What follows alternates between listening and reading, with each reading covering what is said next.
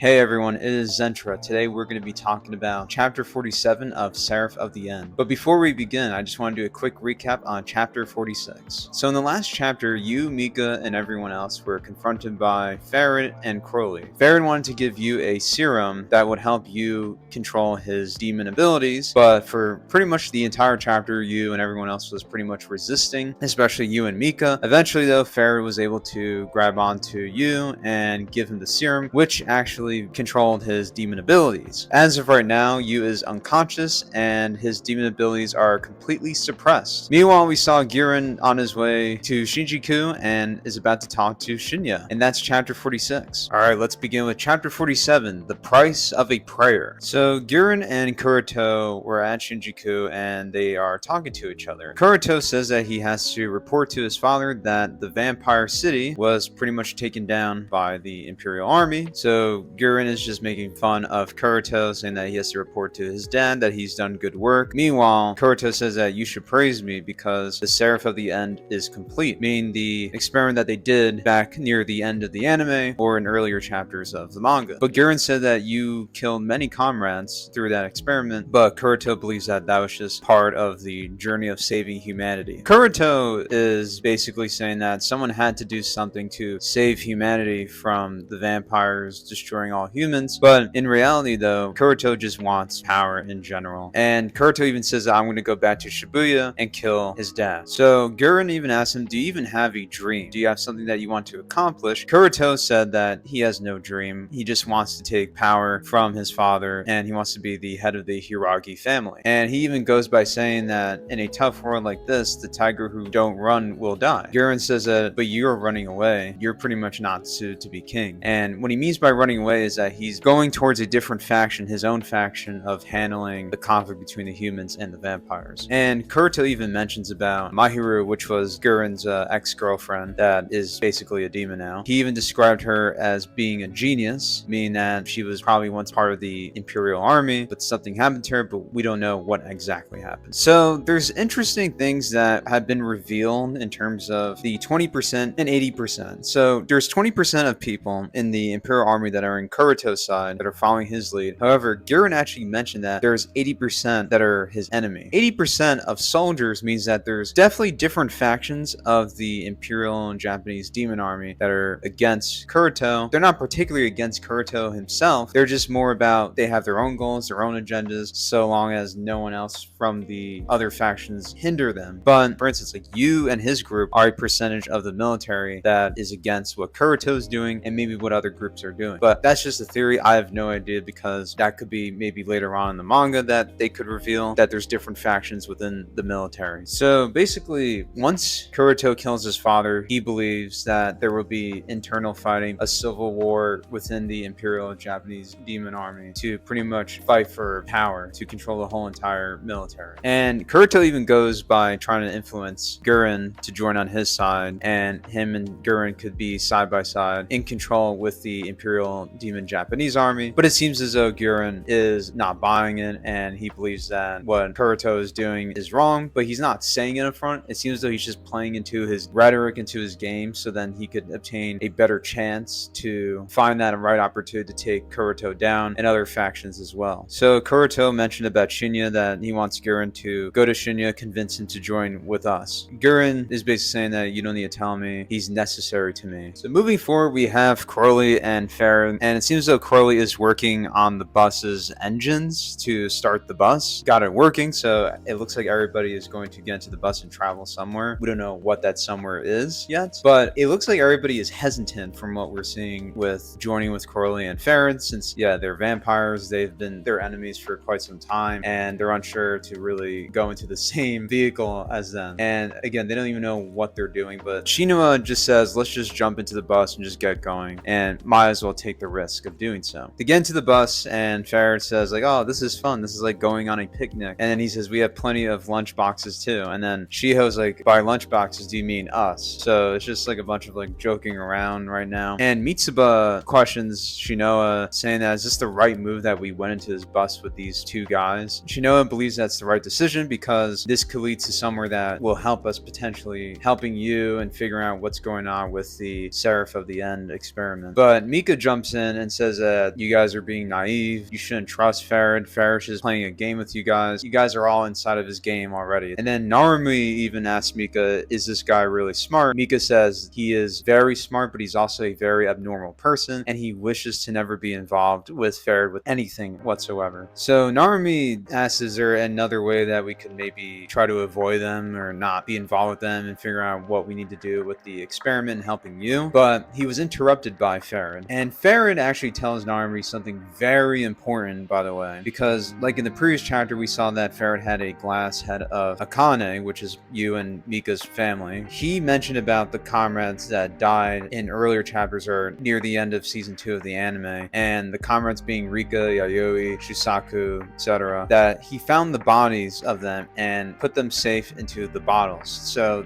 we're all assuming that their heads are in containers as well, just like Akane is. Narumi, of course, reacts very angry, saying, like, what are you doing with them? You know, like, what's going on? And Farad is saying that I kept them because we could potentially revive them in the Seraph of the End experiment. But he says that it would be troublesome finding the body parts that are missing since the head has been severed from the bodies. Shiho even says, guys, let's calm down. Let's just hear what Farad has to say since he knows a lot of information about this. And Mika says that there's no use of even listening to him. He's only toying with us. So Farad even mentions to Shiho that you must be concerned with your sister as well. But then he says, please wait 5 seconds because you will wake up soon. And then he counts down and then you just wakes up after the countdown from Farad. Everybody was surprised that he woke up under Farad's count, which is kind of weird. Does that mean that Farad is manipulating you in some sort of way, thanks to either, well, injecting the serum or even just sucking you's blood from the last chapter, so maybe he put something in you that maybe we don't know. Who knows, right? That's just a theory. So you wakes up from being unconscious and he apologizes to everyone that he went berserk and he was pretty crazy. You remembers what happened with Akane and even asks, why does he have Akane's head? And Shinoa says that he could potentially revive her by using the Seraph of the End experiment. So Mika says, try not to believe it because he's the same guy that massacred our family, and Yu seems like he knows better. So Farad jumps into the room and he asks Yu how he's feeling. Yu says that the demon is quiet, your medicine is working. And then Farad's like, oh, but you should thank me though from helping you. And Yu said that it depends on your story. Yu even asked about what about the other kids from the orphanage that you killed years ago. Farad said that he has all the bodies. He has all the kids that he has killed many years ago. Farad wants to revive Yu and Mika's family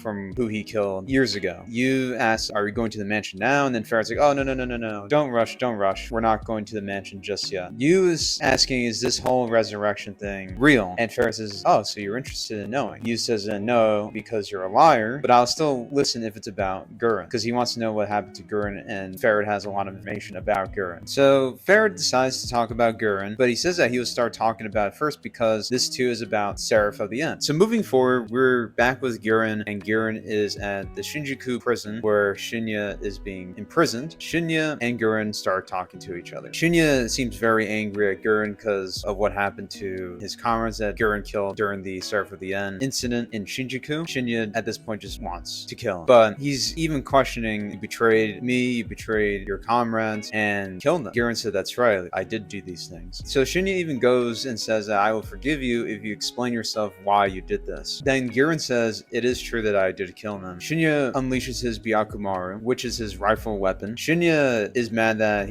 Guren's not unleashing his weapon, and he even questions now, being angry and saying, like, why would you do such a thing? And Shinya's starting to think a lot of different things at once at this moment, saying that maybe it was the demon that possessed you that caused you to do this. And looks like he's sort of losing his senses and losing his cool. Guren says that he's controlling it right now, and there's medicine for it, which we saw in the previous chapter, that with you getting the serum, but also Guren giving the serum for himself to control his demon abilities. Now Shinya is even questioning that, am I talking to Guren or am I talking to Mahiru, which it's again Guren's ex-girlfriend that's now a demon. Guren says, you gotta calm down, Mahiru's done, she's nowhere to be found, and it's actually me that's talking to you. Shinya says, that's not true, no way. There's no way, I can't forgive you if this is true. He even says that if this is true, then why did you do this? It cuts to Guren just saying I, and then that was it for basically the rest of the chapter for Guren to explain himself. We might see that in the next chapter, in chapter 48, of him explaining why he did this. So now we're back with Farad explaining to you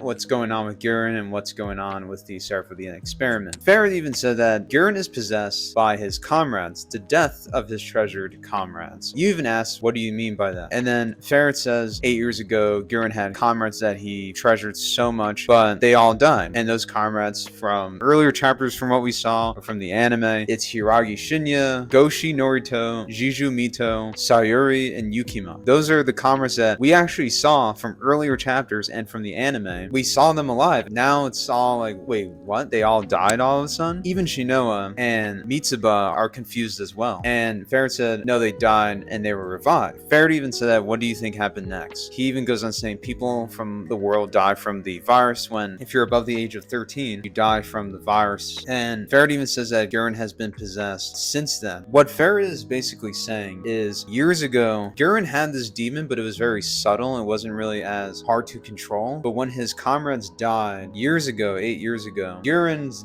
inner demon started to erupt and started to get more powerful because of his anger and his frustration that he had to see from his comrades dying. So once that happened, Guren unleashed his demon powers, and now in present day, at this point, it's hard for Guren to now control his demon abilities because thoughts of his comrades dying. Farad's not saying that his comrades are the ones that are possessing him. It's the thought of his comrades from dying that is hard for Guren to think about. So therefore, a lot of negative emotions started to bother Guren, and then Guren got possessed by the demon, his ex-girlfriend. And that's pretty much the end of the chapter. Another crazy chapter, and more revelations of what's been going on with Guren, what's been happening in terms of you and Guren controlling their demon abilities by taking a serum. Farad is giving a lot more information about what's been going on with the experiment and why that people could be revived with the experiment. Farad has all of you and Mika's family, and they're gonna go to his mansion to revive everybody. Then you also have Guren talking to Shinya, and Shinya's questioning what Guren wants and why he killed everybody during the first confrontation of the Seraph of the End experiment. Guren was about to tell him, but we might see that in the next chapter, in chapter 48. A very crazy chapter, and it only just gets better and better as time goes on. Anyways, thank you so much for watching. Please click the line down below, and if you're new to the channel, please subscribe, and I'll see you guys next time for chapter 48.